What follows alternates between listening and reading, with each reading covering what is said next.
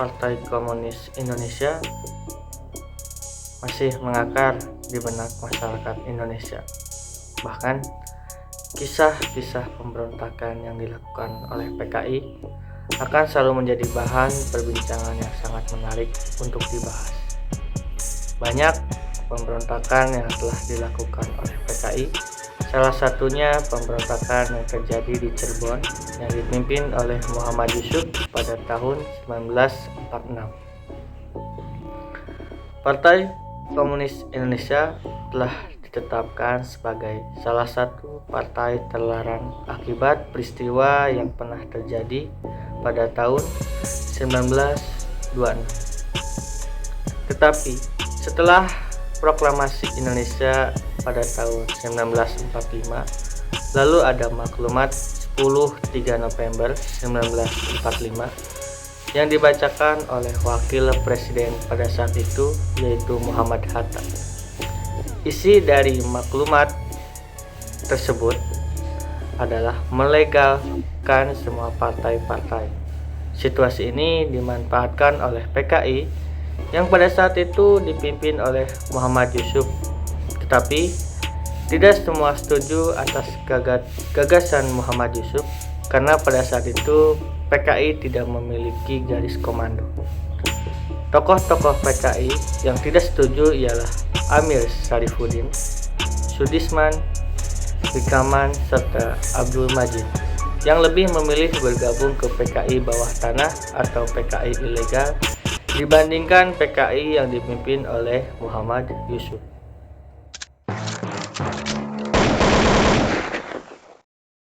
Sejak dirintis oleh Yusuf pada tanggal 21 Oktober 1945 dan diresmikan pada tanggal 7 November 1945.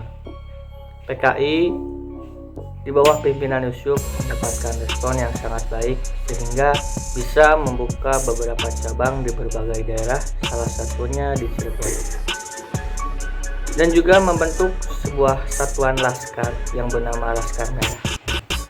Menurut buku Tan Malaka yang berjudul Gerakan Kiri dan Revolusi Indonesia Jilid 2 pada Maret 1946 hingga Maret 1947 menyatakan bahwa salah satu propaganda PKI yaitu dengan menerbitkan sebuah jurnal bintang merah sekaligus sebagai corong Partai Komunis Indonesia.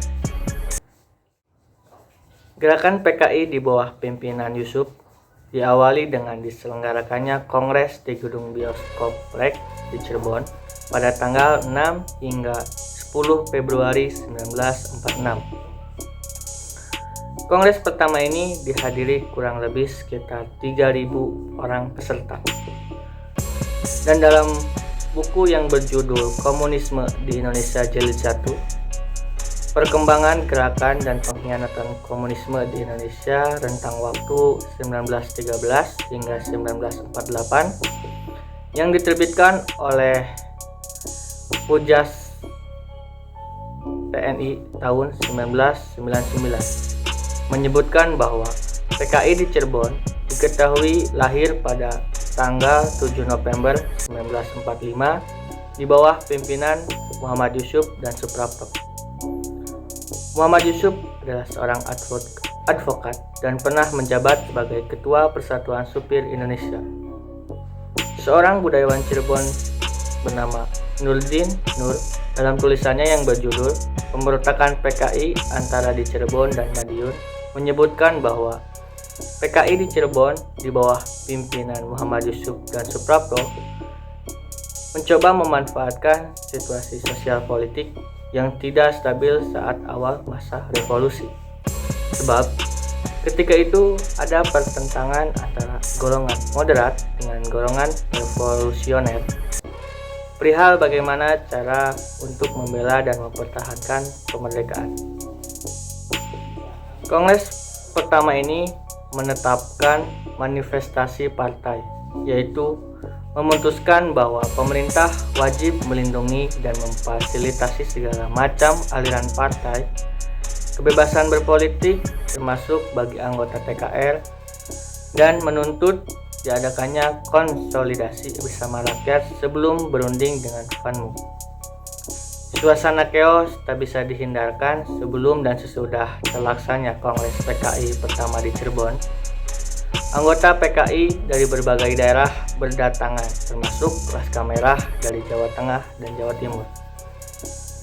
Di sisi lain, terdapat pasukan TRI daerah Cirebon. Para anggota PKI dengan bersenjata lengkap menginap di Hotel di Bering.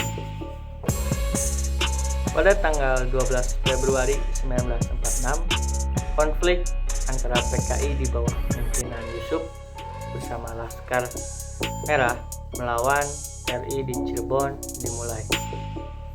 Pada suasana seperti itu, meletuslah saling tembak dengan TRI Cirebon.